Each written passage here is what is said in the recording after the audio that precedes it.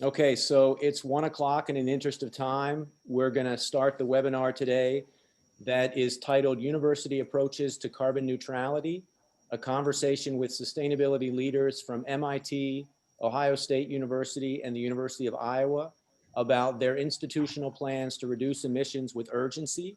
My name is Adam Simon. I am a professor in the Department of Earth and Environmental Sciences at the University of Michigan. And it is my pleasure to introduce our moderator today, Professor Tom Lyon, who is the Dow Professor of Sustainable Science, Technology, and Commerce, Professor of Business Economics and Public Policy in the Ross School of Business here at the University of Michigan, Professor of Environment and Sustainability, and currently the Director of the Herb Institute for Global Sustainable Enterprise. So Tom, I'll turn it over to you. Thank you. Yeah, thanks very much, Adam, and thank you for setting these up.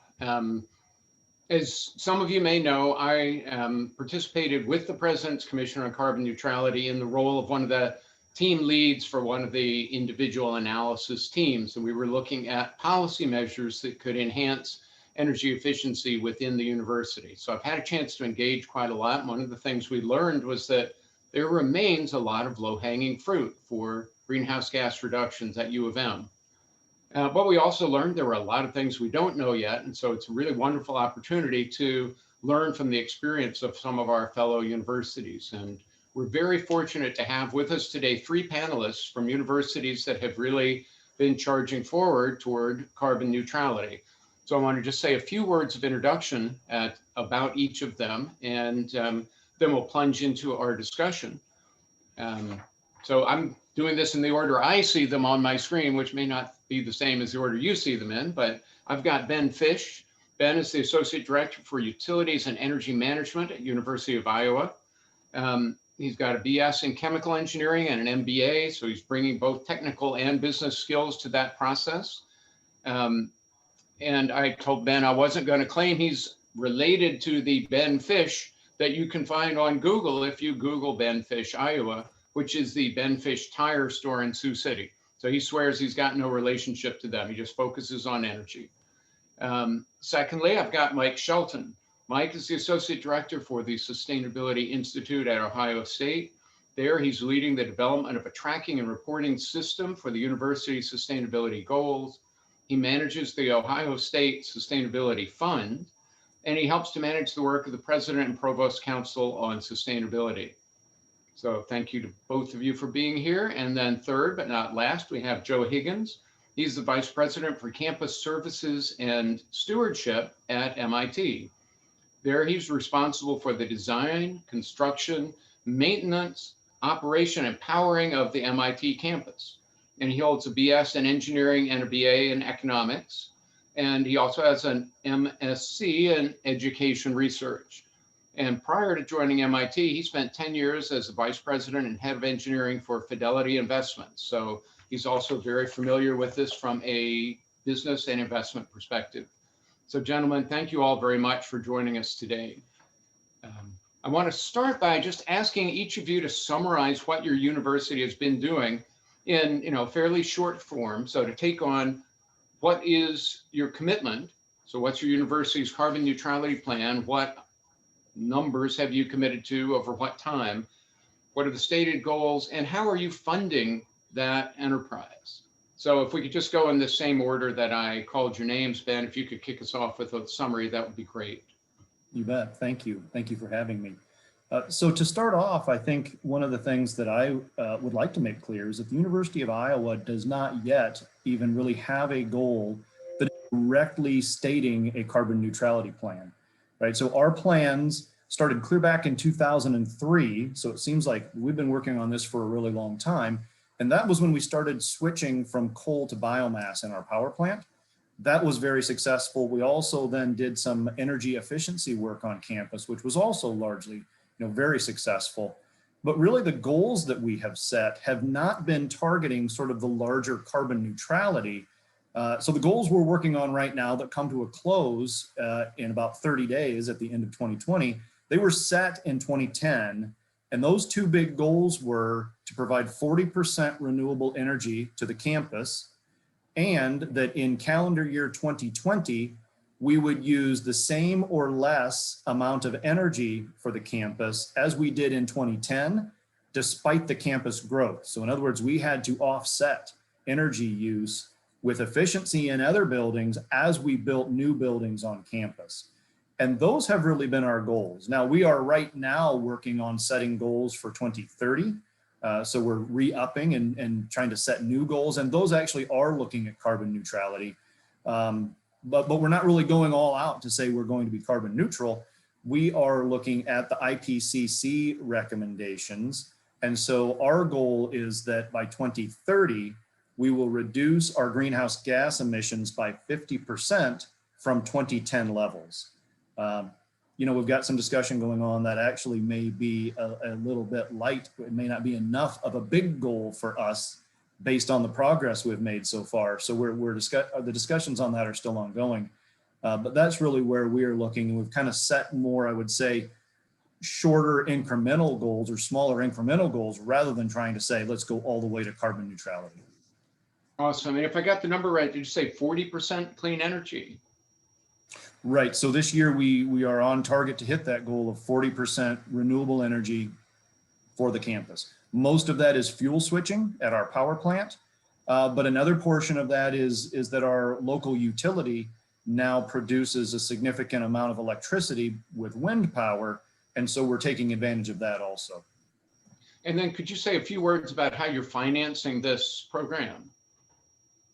Yes, I mean, that really is one of the things that from the very beginning, and maybe it has held our progress and made it not as quick as maybe we would, as some would want, but we have always held the stance that all of the work we've done to fuel switch, to gain efficiency, and now as we look to going to carbon neutrality, we are really trying to hold our utility rates flat, meaning we're not wanting to burden the campus with any higher costs because of the work that we are doing.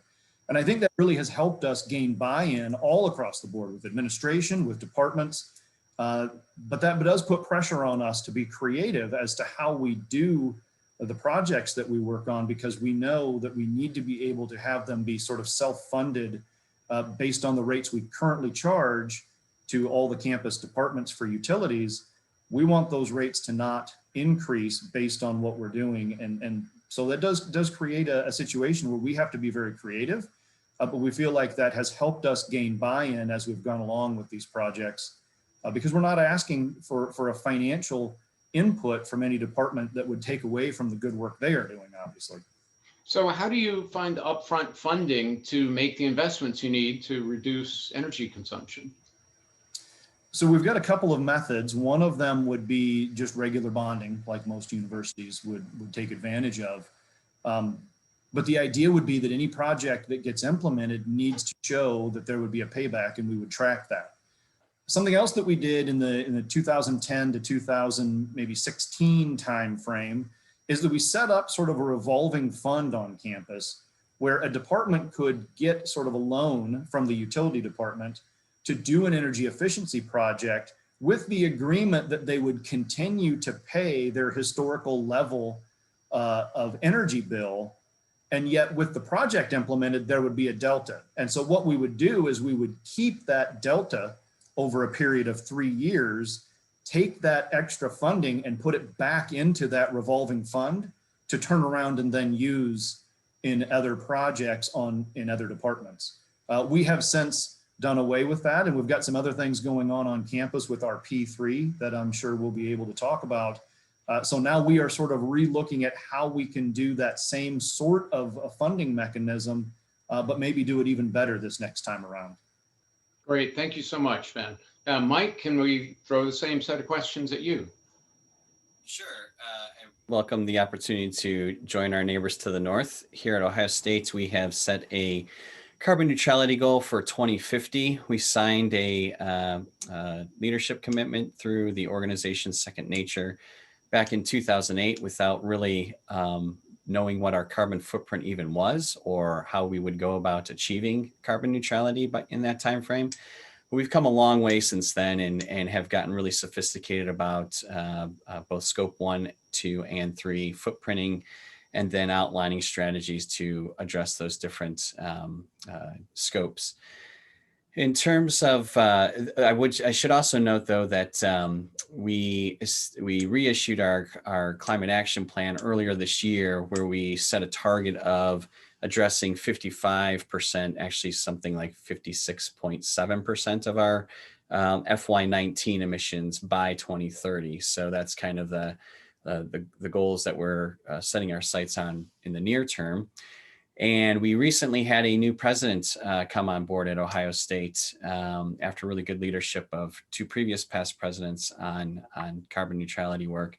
But she has stated in a couple of public forums that 2050 may not be aggressive enough for us, that we may need to start looking at 2040 for our neutrality date. So that will, I'm sure, push a lot of different work in different ways as we get into the details of that and work with her on moving that forward. In terms of financing, you know, the university has gone through a variety of iterations of how we finance this work. Through our most of our early days from 08 till for, you know, a decade or so, we did a lot of what I would say unspent utility dollars would go into energy efficiency work. We would budget for a certain amount of utility spend.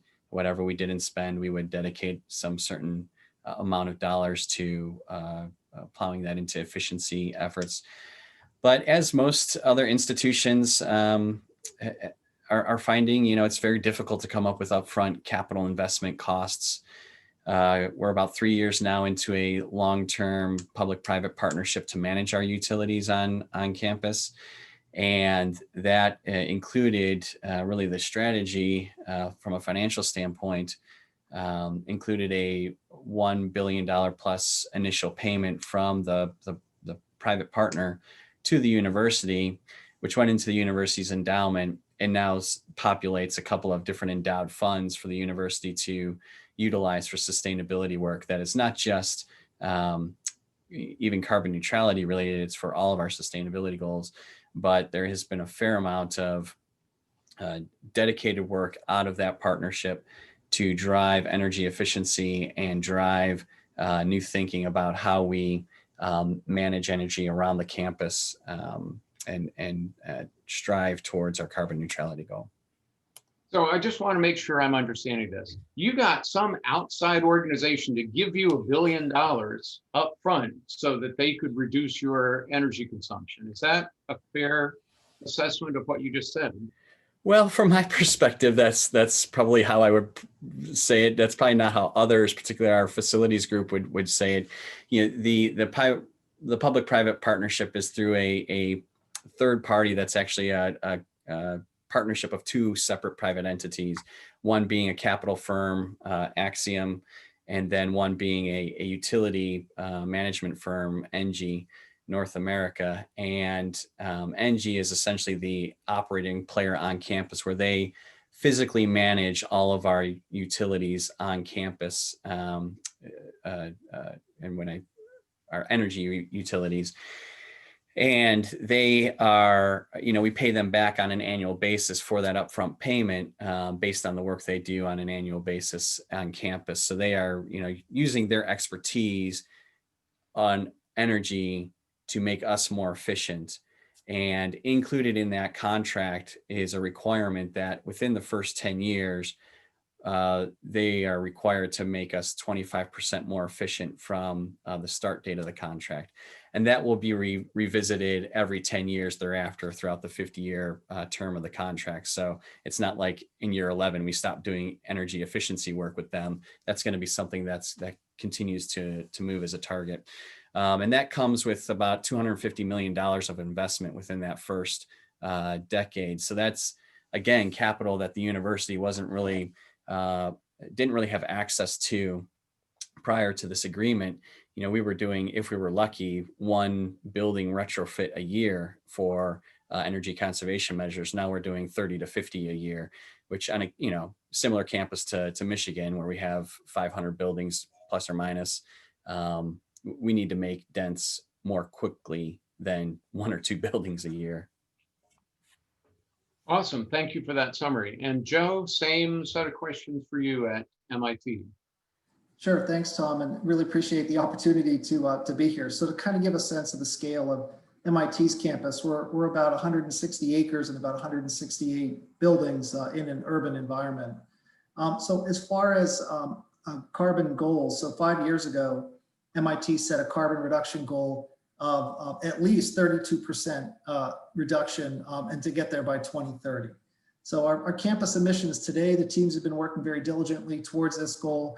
We're about 24% today below our 2014 baseline. So all indicators are that we're pretty much on track and solid and moving forward to achieve this goal well before 2030. And I think really the conversation is that science is calling for a much more accelerated time frame globally, and we need to reduce carbon emissions faster and find other ways to do that much faster towards a climate neutral or climate positive position. So we've been evaluating options to be climate positive, mostly through a large portfolio of large scale reduction initiatives. So that is partnering with many other local organizations, colleges, universities, hospitals, municipalities, and really acting at scale in terms of how we think about offsite solutions to have a much greater impact on global emissions than we could if we just acted by ourselves. So we've been, the levers that we've been pulling for these reductions, I mean, we all understand, a lot of our campuses are growing. So using, the most energy efficient designs in our newest buildings and renovations. We've also been investing heavily in our next generation utility plant. So we generate probably about 95% of our power, thermal and cooling.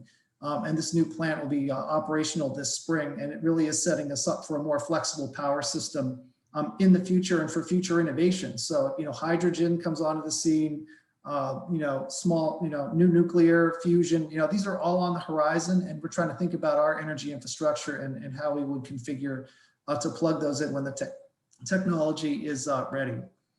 Another area of transformation is our legacy steam systems. So, we have a system that runs at about 200 PSI, high pressure steam. We have a lot of intense lab research buildings that require that.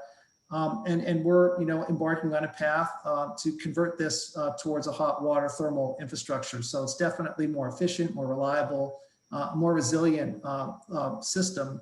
And we see this as, again, part of the bridge of the next thermal or the next energy era, coupling, the need for electric power and thermal for a research campus. So it's a multi-year implementation that we're well on our way towards. And again, we can't discount, the deep energy retrofits that Mike had even mentioned, that, we have a lot of buildings. We've been at this for many years. We have a dedicated team towards it. We get significant utility investments from our local utility company to keep investing in that. So again, it's lighting, it's heating, it's cooling. So that is a core component of our reduction strategy and a main contributor towards that 24% reduction we've achieved to date. And we also remain focused on renewables, both on campus. We have 5 rooftop installations and offsite. Recently, MIT partnered with 2 other organizations to get a large-scale solar farm built, a 60 megawatt plant, again, getting us much closer to our carbon reduction goals. So in terms of funding, it really has been a mix. There's a lot of things that we've been planning proactively as part of our capital plan, as part of our capital renewal plan for our infrastructure and our buildings. And third-party financing through a power purchase agreement that they've got a large solar farm built that helps us towards our goal and other partners' goals. And the utility incentives are a huge part in terms of having that funding source available that we're able to retrofit several buildings every year to keep on pace with the speed that we need to be implementing at. Joe, can you say a little more about what kind of incentives your utilities are providing? And does Massachusetts have some sort of decoupling law that really incentivizes utilities to operate that way? So there's a specific program. It's called Efficiency Forward. And basically, as everyone's utility bill in the state, there's a little bit of money that goes into the pot for organizations like MIT to propose retrofits. So, things that we do in our power plant, there's things we do around making our thermal infrastructure more efficient, reducing gas usage, natural gas usage through insulating pipes, replacing steam traps, all the way through, replacing motors, fans, even optimizing our building management systems. It's a very robust program that they make it as flexible as possible, but there is sort of this, a a lot of engineering and quantification of what the savings are and validating those savings. But it takes, it's a dedicated group, I think, that we have on this that makes it as successful as it is. Oh, that's great. All right. Thank you all for this kind of very helpful background. I want to dig a little bit further into the primary levers through which you're achieving your reductions. And Joe is certainly starting to go down that track in some wonderful detail. But if you could step back and say, here are the 2 or 3 things that we're finding are the biggest sources of emissions reductions. And I want to just throw one question in from our work at U of M. We found a lot of data internally on energy efficiency that we've accumulated over the last 10 years. And we keep finding very high payback things I would call low-hanging fruit, LED retrofits and other sort of fairly easy, fairly cheap things. And the question in our minds was, how far can we extrapolate that out? Will we just keep finding low-hanging fruit all the way down to the point where our buildings are 0 emissions? Or is there some limit that we're going to hit with that? So I know I threw a couple of different questions, but biggest levers for your reductions and how far can you go with building energy reduction? And we'll just go around in the circle again, if that's okay with you. You bet. Yeah, I think so. At Iowa, the first lever that we started back in 2003 was switching to biomass. And so to kind of add on to what Joe was talking about a little bit, that I think we'll get into some more, is that the reason we went that way rather than going from coal to natural gas is that we were sort of looking forward to the time when we didn't want to be at a position where we had to wait for some sort of a technology improvement to get us off of natural gas. We are very tied to steam on our campus, of course, like most big campuses are. And so we really saw, even back then a little bit, that we needed to have a way to get renewable energy on the campus and still be able to provide steam. I mean, I get it that, the point is, if you have a campus that runs on steam, you've essentially got to burn something. So our big lever was, let's not switch to gas. Let's make sure that we keep our old solid fuel boilers, but bring them up to today and burn renewable fuels in them. And so that's where we are sort of at the end of that transition, hopefully make the final transition here in the next year or two. And our P3 partner is working with us on that. So we have a P3 very similar to Ohio State. And I think the other lever for us has been historically that building energy efficiency. And I do think, Tom, your point is good that eventually you run out of sort of the low-hanging, high payback projects. And so now, I mean, I look at just the next 12 months, and I think one of the great things, at least that I think we can do at Iowa, is look around at all the people who are currently working from home and start to decide who really needs to come back. And can we take advantage of that situation? And if we can get a certain number of people who will continue to either work at home, either full-time or part-time, some hybrid, how many of our least efficient buildings can we potentially either take completely offline, or can we retrofit them for some other use because we now no longer need as many offices on campus? I mean, I know that Iowa is not as large a campus as Michigan or Ohio State, but we still have 30,000 employees who are showing up every day. And it doesn't take many, in my opinion, it doesn't take many of those, a large fraction for us to be able to make a dent in our energy use. So I'm lucky enough to be on a master planning committee that will be working through that, or at least helping to look at that over the next 6 months to 9 months. And I think that's a huge potential for us over the next year, because to be honest, after we get through all the lighting and all of those sorts of things, which we are pretty much at an end on that, we've done most of those things. It takes a much more invasive project into the building in order to continue to get efficiency gains. And we're at that point. And so we're kind of at a pause where we say, okay, how do we do that going forward? Do we work with our P3 partner to do some of those projects? Do we continue to do that in-house? I think that's the big question all of us sort of deal with at some level, is do you do your energy efficiency projects with in-house staff? Do you contract it out, or somewhere in between? But those are really the big ones. But I wanted to mention the the fact that I do think we have some buildings that could potentially come offline in the next year. Yeah, a couple of follow-up questions. What's the source of the renewable biomass that you use?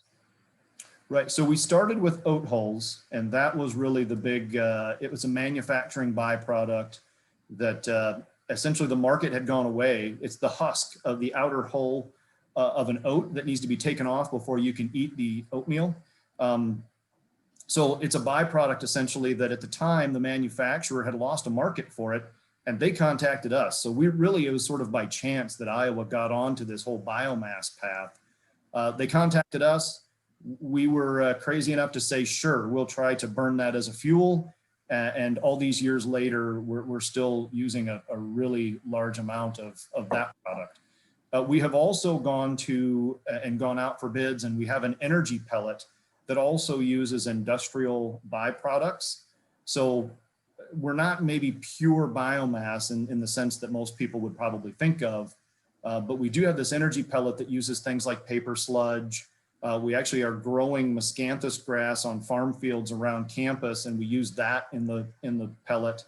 And so we're using that now to displace coal and see that as our future to try to increase the level of energy we get from that pellet, hold on to the oat hulls, and that will convert, get our fuel conversion complete. And now then it's a matter of looking at energy efficiency.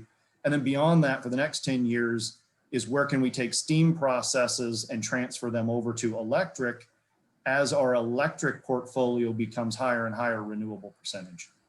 And could you also elaborate on what a P3 partner is, and can you say who it is if you're able to? Sure, you bet. Yeah, so very similar to Ohio State, it's a public-private partnership. So we've done the same thing. We actually followed and used the Ohio State deal as our sort of path when we did the deal that we did. So over the last year and a half, we've been working on that. And in March, transferred the operation, maintenance, and capital improvement of our utility system to this public-private partnership firm. And we also have ENGIE as the operator of our utility system. Our deal is a little different than Ohio State in that at Iowa, we did not feel that we had the sort of gains to be made in the efficiency side. And so we did not include the $25 million a year of energy efficiency that Mike talked about at Ohio State. We're still trying to figure out exactly how we now either partner with them or do that work in-house to get energy efficiency. All right, that's really helpful. Thank you. Just rotating back through, Mike. I will try not to be repetitive here because Ben really laid out the case that I think a lot of our campuses are challenged with and have opportunities for. Similarly, we are a STEAM-based campus, and that makes it very challenging in terms of what type of fuel is used to generate heat in particular. At Ohio State, we're challenged in that we use a lot of natural gas on campus for combustion through our power plant, which is now a little over 100 years old, was originally a coal plant for the first 80 years that it existed before we converted it to natural gas. But we also purchase a lot of grid electricity for our power. And, certainly for us in the Midwest, generally speaking, but in Ohio, a lot of our grid energy is still, unfortunately, coal backed. So we're getting kind of at the worst end of both deals. So the two kind of primary immediate steps that we're going to be looking at addressing our carbon footprint is going to be through infrastructure improvements. As Ben referenced, the low-hanging fruit at Ohio State for energy efficiency is much greater, given probably the lack of investment that the university has had for that kind of investment for a long time. So, as ENGIE kind of modeled out our campus, the 25% number, I think they viewed as relatively easy to hit, given how much low-hanging fruit we have. It won't take a lot of investment to get us there. In fact, we are anticipating that just through energy conservation measures at the building level, we'll save about 12% of our total carbon footprint within the next, by 2028, I think. So that's a pretty significant chunk of footprint to erase. The other significant piece that we're currently working through the regulatory process with is, we're behind the curve and for a lot of our colleague universities in the Midwest, in that we don't have a combined heat and power plant on campus. Like I said, our power plant on campus is over 100 years old. It's very inefficient, and that causes us to buy grid electricity along with burning the natural gas. So we've proposed to put a combined power heating and power plant on campus that would provide pretty much all of our heating need as we continue to grow. We're looking to add another 3 million, 4 million square feet of space in the next couple of years, next 4 to 5 years on campus. So we're going to have a continuing heating need, and then displace a significant portion of our grid purchased energy to really save us cost on that in that regard, but then also do things like offset the carbon-based emissions and reduce our transmission and distribution line emissions from purchasing from the grid. So we anticipate, at least currently, that the CHP will drive down our carbon footprint emissions by 24% the first year it comes online, which I think are currently anticipating to be fiscal year 23. So, just between those two investments, we're looking at over a third of our carbon footprint being addressed through those two primary actions. That's awesome. And what will be the fuel source for the CHP plant? Yeah, initially it's going to have to be natural gas, unfortunately. We're currently using that through our existing power plant, so it's not going to be much change in that regard. It's really moving off of the grid purchased electricity is the kind of the environmental benefit, if you will. But there will be opportunities, I think, as Joe referenced, for fuel switch in the future. In theory, we could probably use renewable natural gas or biogas, as it's sometimes referred to. Now that's not cost efficient for us as a university right now, given the amount that we would need to purchase. So hopefully there's some market conditions that will change that over time. But we continue to bid that out. We continue to look at opportunities in that market. But then as Joe mentioned, if we can move to other fuel sources, hydrogen or other pathways, it's a facility that will enable that fuel switch when that's ready. Yeah, no, that's great. Thank you. And we actually used your deal with Engie as kind of a reference point when we were trying to think about how much low-hanging fruit can we continue to harvest at these very low costs. We thought, well, we should be able to get another 25% because Engie promised it. So we figured they know how to make a buck. Yeah, so that was very helpful.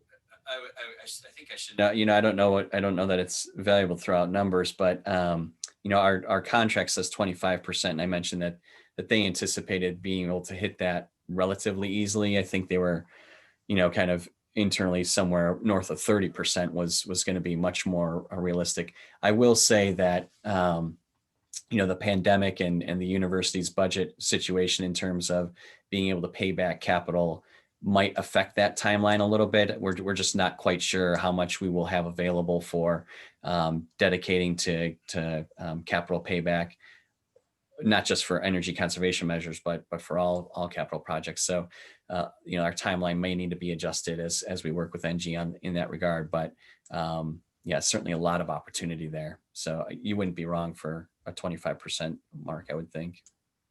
Yeah, great. And Joe, I want to come back to you. Asking these same questions about what are the primary levers for reduction, because you mentioned a lot of them. And a couple of specific questions. One from an audience member was just, what's the energy source for your thermal component? But two, you mentioned these interesting deals that you're striking with other entities outside of the university. And I hear those as kind of a form of offset. And I wonder if that's how you interpret it. I've thought we could do something like that. I mean, we could go to Detroit and reduce the energy waste in all the poor schools in Detroit that, don't have the cash to upgrade. But I would love to hear a little more about that and hear how important that is in your plans. Sure. So to answer the question, for the participant, yeah, natural gas is our primary energy source, but, we're constantly thinking and working with, other folks about what, percentages of that could be, renewable over time. So the big levers really are in our research buildings. Again, energy efficiency, really going, adding heat recovery to buildings, some of the legacy buildings that didn't have it, really matching the ventilation demand room by room that research is happening in with what the actual research is that happening in that space so that it's safe, but it's not, excessive. So that's a real, hand-in-hand partnership with the research community, environmental health and safety, and our facilities engineering teams to make those dramatic reductions possible. I think the other big lever is the main infrastructure on the campus. Again, hitting it head on is, how are we going to prepare the campus for a future, electrification or whatever the new technology is going to emerge in the next, 10 or 15 years, and making those investments in the main infrastructure. But the big lever we found to be most impactful is outside of the campus. We think of, originally we think of, where we would put large scale renewable projects or help use our balance sheet to help get those projects built. So it wouldn't be MIT investing our capital, but really by virtue of our balance sheet and the balance sheet of others committing to buy the power that comes out of these renewable projects or carbon reduction projects, and then, getting reimbursed for that through the market.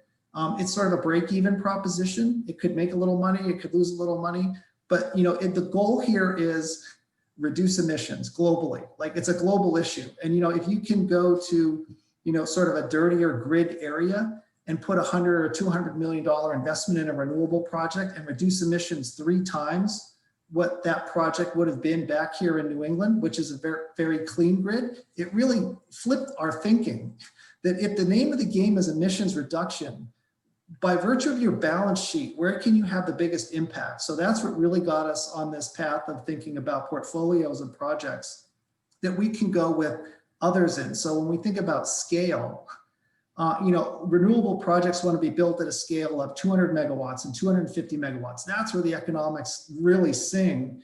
And the emissions reductions are huge. So if you think of, how can you partner with a dozen other organizations that have these climate neutral goals and get these projects built with no money out of your pocket, and just by virtue of your balance sheet and having good credit, that's a winning combination for us. And that's what we're really thinking about is, a new lever in our strategy towards neutrality. Again, it's thinking beyond just your campus, but where you can have the biggest impact globally. So that is really, really interesting. And what do you say to people that complain that, well, you're not reducing your own emissions, you're just buying your way out? So we're doing both. So we tell this story of, it's a 2-part problem. We're going to continue to reduce emissions on campus. We're going to squeeze it till we get to the point where we need a technology breakthrough to get us to zero on campus. That will come, but that takes a decade or 2 to squeeze it that hard.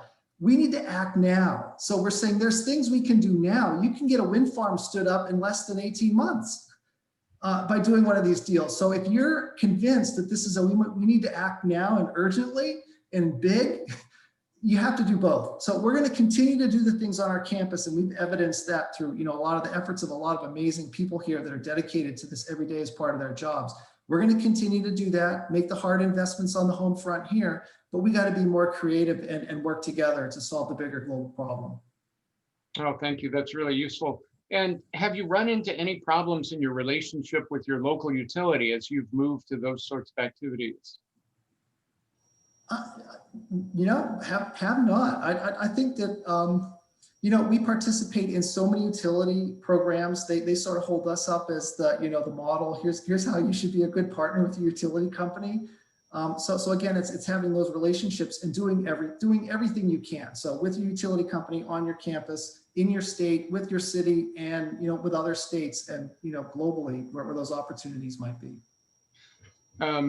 So maybe this is getting too far down in the weeds, but as you may or may not know, here in Michigan, we have some funny regulations around our electric utility system. And one of them is that there's a cap of 10% on how much independent power purchasing can be done by any of the customers in the utility grids here. And there, as you would imagine it's been a lot of political battling around that.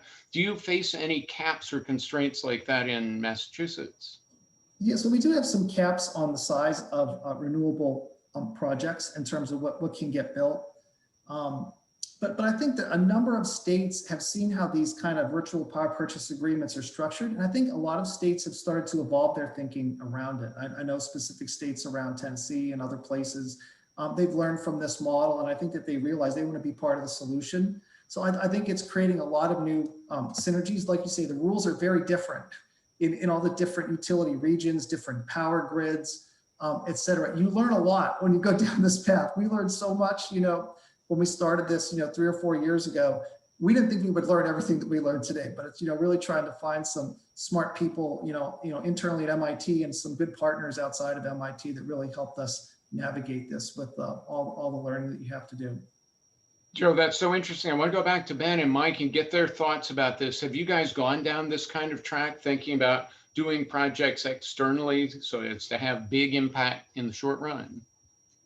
Yeah, no, this is a really good lesson for me, I think, because as we look at our 2030 goals, we've been so internally focused on fuel switching and efficiency that we haven't really reached out and looked out at a virtual PPA really as much as I really would have liked to. The other reason that we maybe have not gone that direction as quickly is that in the state of Iowa, we are lucky enough to have an energy provider or electricity provider that is ramping up very quickly their level of renewable electricity. So I'm off the top of my head, but I think last year, our purchased electricity was around 65% renewable already. So our incentive to do something like that is maybe a little diminished, and it helps us actually continue to focus internally. Now, the thing that I do think, though, over the next 10 years that the University of Iowa really needs to look at is, how do we lock in? How do we get a contract that ensures for a number of years that electricity will remain renewable, that those credits don't go somewhere else, that, if there any kind of a change, I don't know what it could be, but I would much prefer, and I think the university would much prefer, to have a contract in writing that says we will receive 100% renewable electricity. And then that facilitates that switch from steam to electric, because then you are switching from non-renewable natural gas over to renewable electricity. So they all kind of fit together. But I'm not as comfortable maybe as I should be or could be in just seeing that, yes, our local utility is using wind to get a really high renewable percentage. I'd love to see that locked in. And so I'm really interested to hear what Joe was saying. And I'm trying to learn now from others who are doing the same thing, because I do think the potential of a virtual PPA or something else like that, where we go out and purchase electricity outside of our local area, is something we're really going to need to look at. Yeah, and you make a really interesting point that the backdrop of the grid at each university makes a big difference. 65% is very impressive. And Mike's got a very different game he has to deal with. Mike, what are your thoughts on these external deals, virtual PPAs and whatnot? Yeah, we do have an existing kind of long-term power purchase agreement from a wind farm in northwestern Ohio that supplies. Last fiscal year, it was 17% of our total electricity. So it's normally in that range. It'll bounce around every year, but it's been a significant investment for us and benefit for us in terms of renewable energy. It's interesting. It's only 17% of our power, but if you look at US EPA's Green Power Partnership, it places us, I think, in 13th in the nation in total aggregate purchase of renewable energy, which kind of speaks to the size of Ohio State's energy purchase. But interestingly, as the state's land grant institution, we have offices almost pretty much in every county, from Lake Erie to the Ohio River. So it's not just our large Columbus campus that we're trying to manage these things for and manage our carbon footprint for. And what our Office of Business and Finance was able to negotiate for us with our utility partner was, one master contract basically for all of our non-Columbus electricity purchase would be offset by RECs. So it'll still be brown energy, But as you can imagine, delivering renewable energy from, to Cleveland, to Cincinnati, to Toledo, to all of these places in between, that's really feasibly logistically difficult. So they at least for the near term, we can know that our purchase of electricity for all of these really smaller locations and satellite campuses, regional campuses, will at least be offset and carbon neutral from a REC standpoint. So that's been a benefit for us from a carbon neutrality standpoint, and also a cost standpoint. It was cheaper. That contract is cheaper than our previous contract for electricity purchases for all those entities. Whoops. Sorry, I lost my mic. But that contract is cheaper for us than our previous straight brown energy purchase without the RECs. Yeah, I hear what you and Joe are saying, very strongly here at University of Michigan, because we've had these big debates about at what level of the system do we think about cleaning up and going carbon neutral? Do we have to do it just with our own direct footprint, or can we think at more of a system level? And I hear both of you saying it's really important to think at a system level and not have the perfect be the enemy of the good. Yeah, that's very helpful. I want to turn, so this has all been great in terms of mechanics of how things are happening. I want to turn to the organizational mechanisms you guys have used to drive commitment, to drive engagement within the university community, to hold yourselves to account. How do you ensure that progress keeps being made, even if people get distracted by having to deal with other things like COVID, for example, or other emergencies that will undoubtedly come up? And maybe we should just flip the order a little bit. Let's start with Joe this time. We'll turn the circle around. Sure. So some of the organizational mechanisms is, the role of conveners is very important, because these are very complex things we're talking about. It's, connecting operations and research teams, faculty and academics, students, finance officers, leadership. So we use our Office of Sustainability as sort of that convener to kind of keep, these issues moving forward. And in a lot of ways, they act as, thought partner. They act as project manager. And it's part of their, role to kind of keep us all on track. So I think that organizational mechanism of who is the convener that brings these people together, even external partners, when you think about a partnership for, power purchase aggregation, how do you convene people outside of your community? So I think we have a dedicated folks that sort of, evolved to that sort of place where it's really paid a lot of dividends to keeping us on track. I think another organizational mechanism is making, these types of goals departmental, and that, they get measured every year on how well they're doing. So it's, it's part of their personal and professional performance goals every year. So baking that in kind of has that accountability in there. And I think people get really excited that they have something that, they can see their efforts working towards quantitatively and qualitatively. And then the organizational mechanisms are things, how you think about subsidies for, say, commuting strategies, right? So how do you get people out of their cars and in the public transportation? And the subsidies in a lot of ways create incentives for people and behavior change. And we have some very robust successes and programs built around that for our campus. So those are three areas I think, just kind of thinking about organizational mechanisms that have been very helpful to us. Yeah, and digging into those a little bit, you mentioned the word subsidies, and everybody loves subsidies. Everybody hates paying for things, right? So they hate carbon taxes. Even if they know intellectually that they should be paying a carbon tax, they still resist it when it comes down to, well, I don't really want to have to pay. So do you guys use only subsidy mechanisms, or do you have any kind of accountability that could bite if departments fail to make improvements?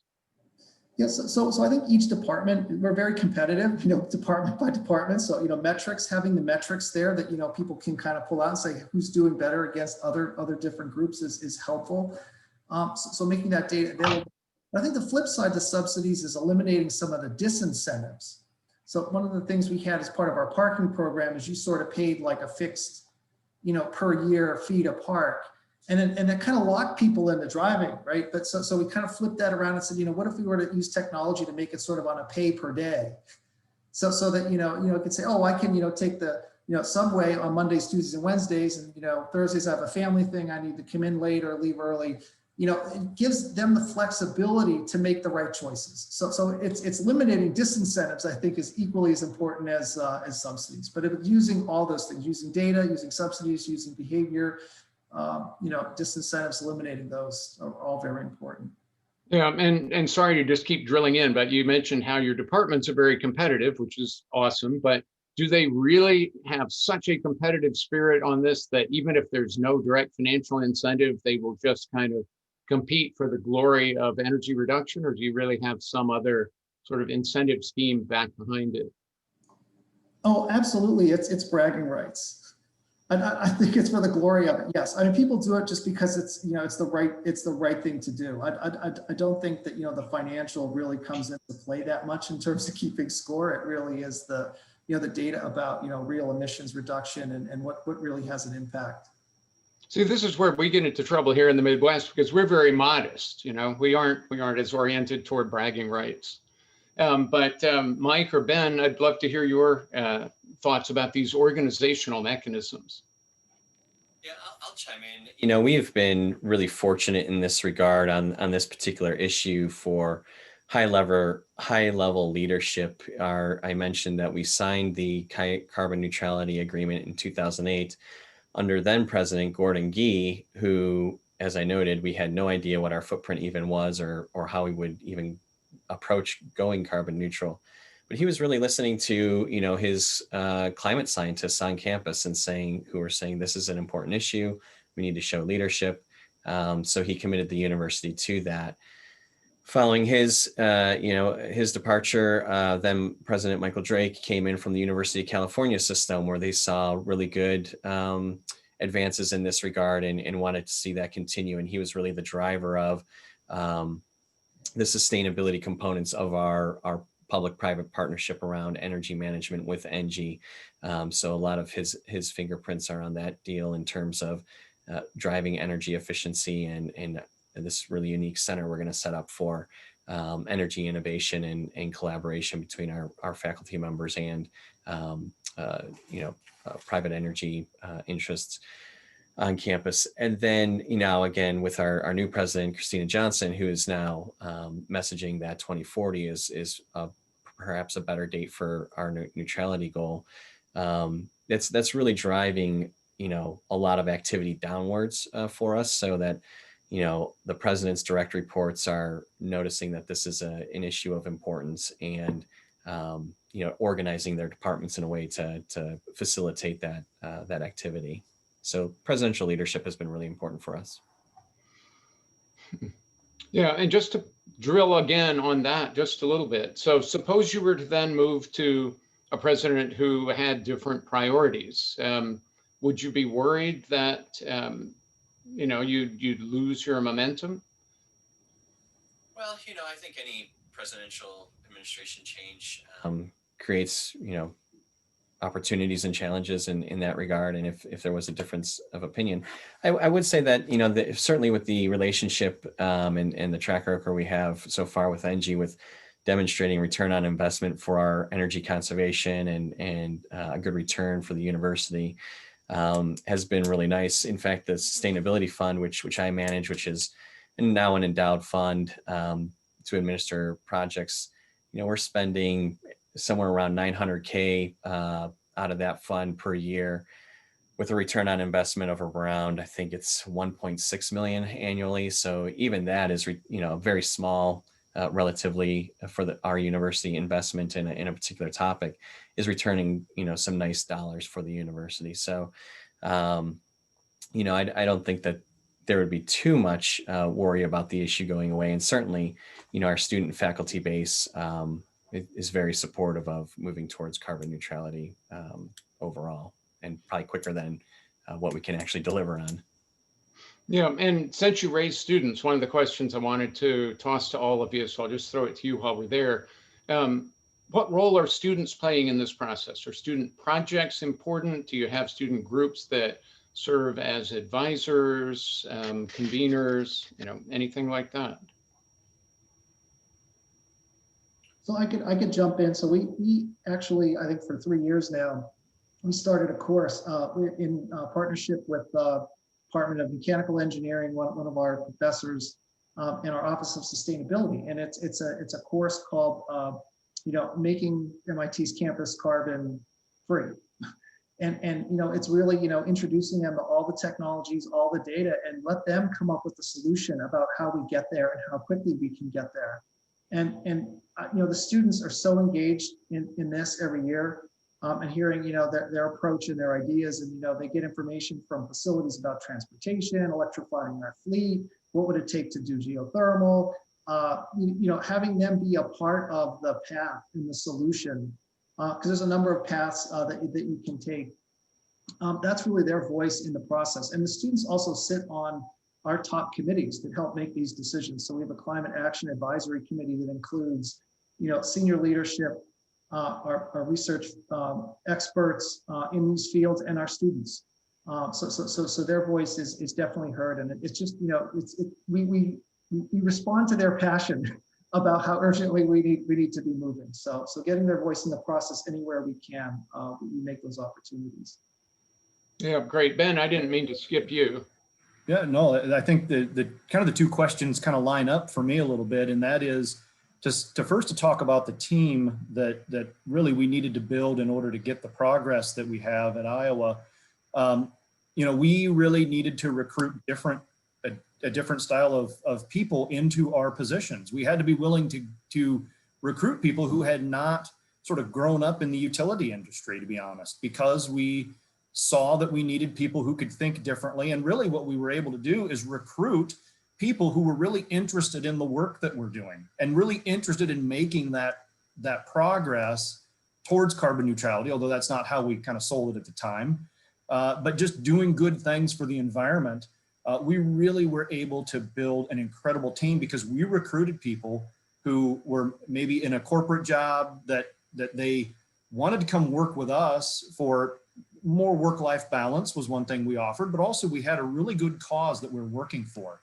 So once we had that really great team that was bought into what we're doing and we're making progress, that sort of spun off because that same type of person really wanted to reach out and help mentor students who wanted to be involved with what we're doing. So they kind of went hand in hand a little bit in that we had these people who were really interested in the environment, in helping. And so now we have this sort of flywheel where every year now we have students who are coming to us with projects, and we've really tried to expand outside of engineering projects because that's kind of the easy place to get stuck when you're a, sort of a power plant or an energy efficiency engineer. So we've gone to, the College of Business to have them help us with marketing and with assessing the campus temperature on how quickly should we move on getting off of coal, natural gas, reducing our carbon footprint. So we've had projects like that, but then in addition, we have done projects with students who, have tested our emissions coming out of the boilers as we've switched from coal to pellets to check and see what the quantifiable differences are. And right now we're on our second student who's going to get a PhD just based on analyzing those stack results. So that's just really cool stuff that we're able to do. And I honestly don't think we would be able to do that if we hadn't sort of built this team that's worked on both energy efficiency and on the power plant side, who really took an interest in this work. And I think that kind of goes back also to what Joe was saying, and that they're more intrinsically motivated. They don't need anything else to incent them. They honestly don't need a goal handed to them from our president, although our president is very bought in. The people we've got don't need that in order to continue to want to make this progress. And when you talk about the student projects that you've engaged with, is that just your office providing some time and support? Do you actually provide funding for student projects? How does that work? We've done some of both. So we do set aside a little bit of our, I call it it's all essentially the university's money, but we take some of the rates that are paid by the different departments and we set aside, it's not a large amount, but enough possibly to fund a student maybe working on their PhD. We do some extra stack testing, right? So that's a cost that we incur, although we typically are already doing some stack testing anyway, that sort of thing. But I'd say most of what we do is just the time spent with the students to help guide them. And, they come in not really, sometimes with not a grasp of kind of how big this problem is even. And it's really kind of fun to walk them through that when they realize how many solar panels would it really take to provide all the electricity to the University of Iowa. When you start thinking about that it's thousands of acres worth, it's like, okay, that really is something where we've taught someone sort of to look at the problem a little differently. Awesome. I'm noticing a few questions that are coming in on the chat, and I'll pick and choose amongst them. But one, I want to go back to this issue of system level thinking. It's a planetary problem, and greenhouse gas emissions are a global public issue. But one of the commenters pointed out that older dirty energy sources also have other pollutants associated with them. And so if we rely fully on external engagement with virtual PPAs far away and don't reduce our own local emissions, then we may be contributing to some sort of environmental injustice to our local community. And how do you guys think about that and engage on that question?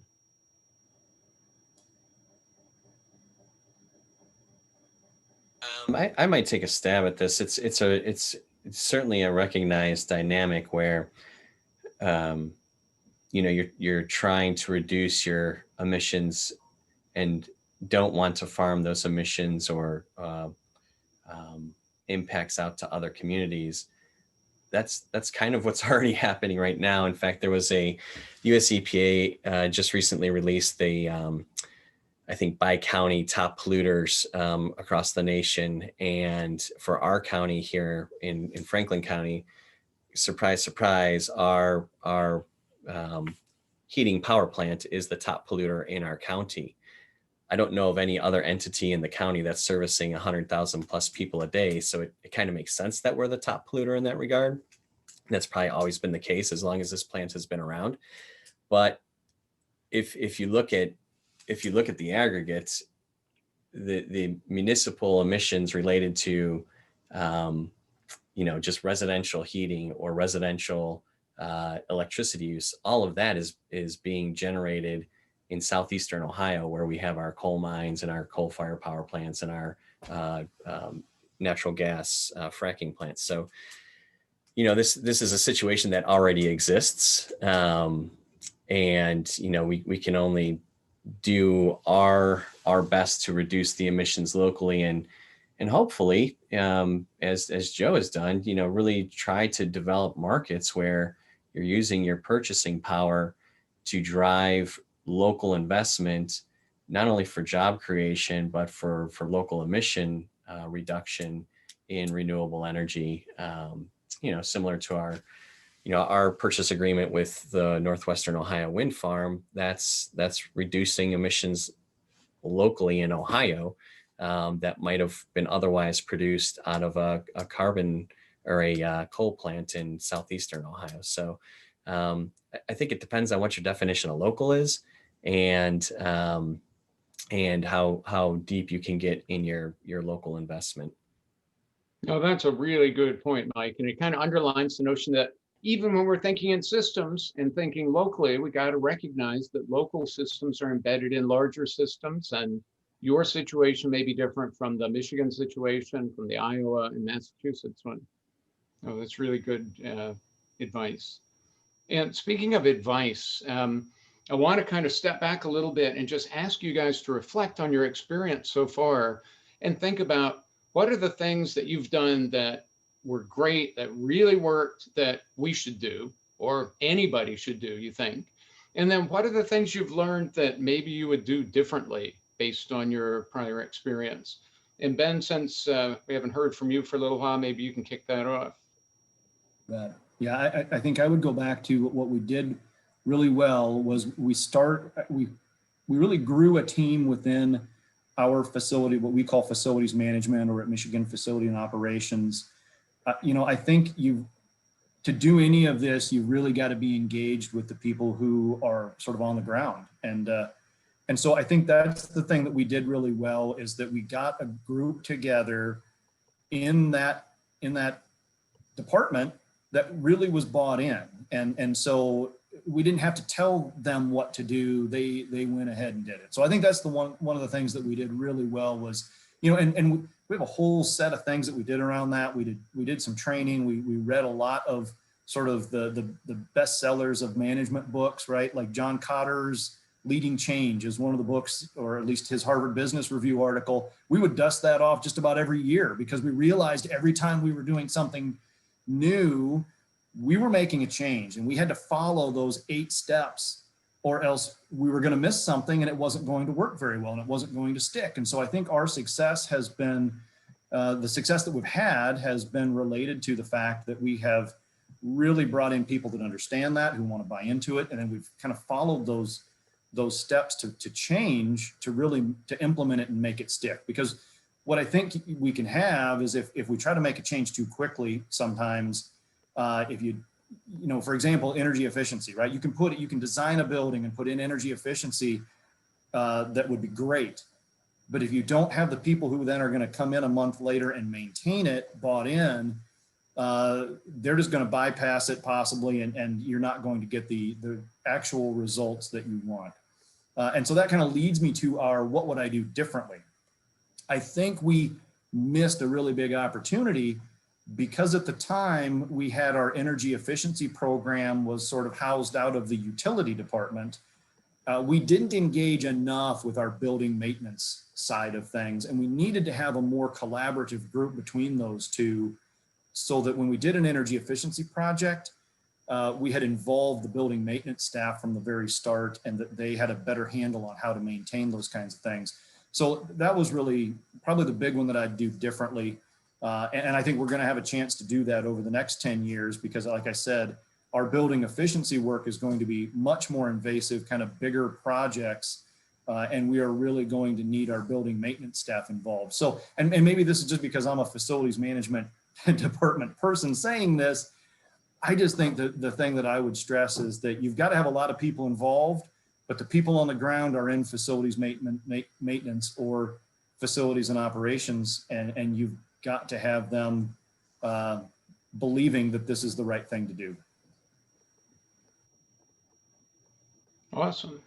Okay, same questions to Mike and Joe. What do you think you did really well, and what would you do differently? Yeah, similar to Ben, I think what we did well at Ohio State was we established very strong, ambitious sustainability goals, kind of across subject area and discipline area. So it's not just carbon neutrality that we're working towards, but a bunch of other operational as well as academic and engagement goals.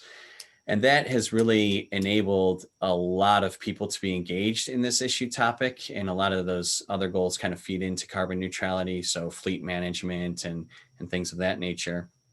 And so what that allows us to do is to identify and embed staff throughout the university to really be dedicated to these issues. You know, kind of similar to what Ben was saying, that this isn't a volunteer opportunity, where our office, the Sustainability Institute, is just one of 5 operational units, if you will, that is dedicated to sustainability advancement at Ohio State, aside from the myriad of academic departments and individual faculty members who are dedicated to the issue in some way, shape, or form.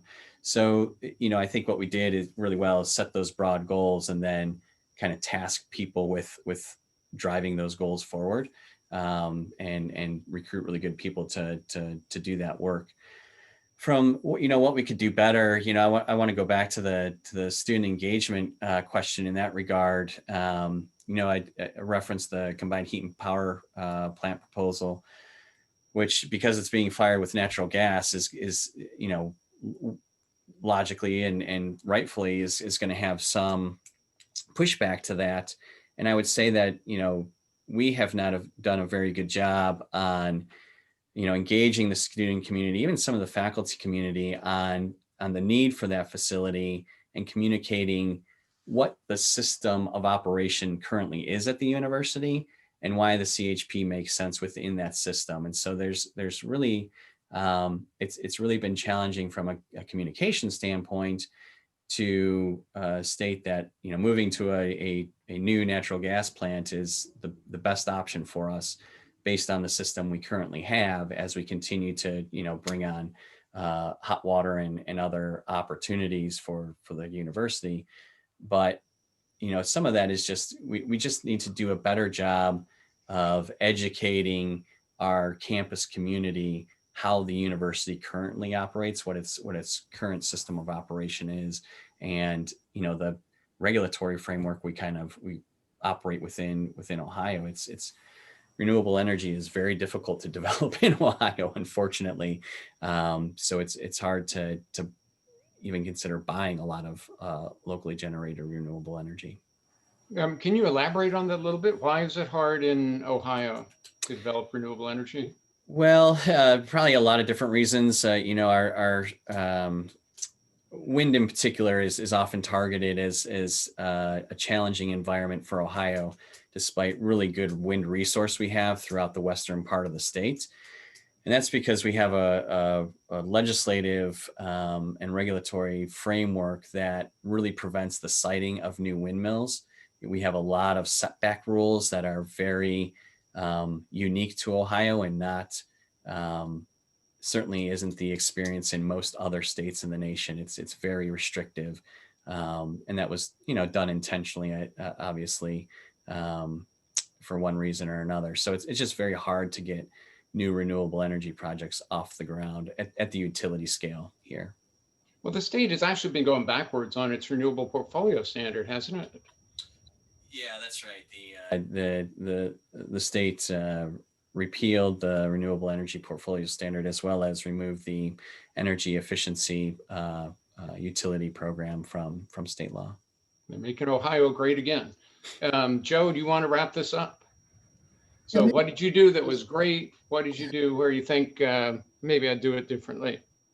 So you know, I have to echo Ben and Mike. I mean, these types of initiatives, you know, require very broad and diverse groups of people to make, you know, progress. And I think, you know, facilities, you know, and utilities folks get excited about this stuff, sustainability teams, you know, we get it, like, you know, we have all the ideas, but I think what Ben said is, you know, sometimes you need voices in the room that, you know, kind of question your old patterns.